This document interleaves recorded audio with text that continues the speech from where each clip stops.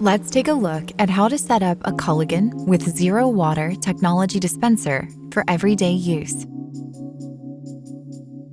Start by removing the filter elements and rinsing out the dispenser with warm water and gentle dish soap. Next, remove any protective packaging from the filter and rinse the outside shell for about 30 seconds.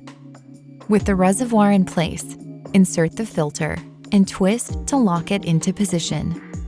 Replace the top and slide open the lid to easily fill the reservoir with cool or room temperature water from the tap. As it filters through, activate your TDS meter by pulling away the plastic tab and inserting it into the dock above the spigot with the screen facing out. Check the results and see that your water now has 0 dissolved solids. You'll know it's time to change out the filter when the TDS meter reads a 6 or above.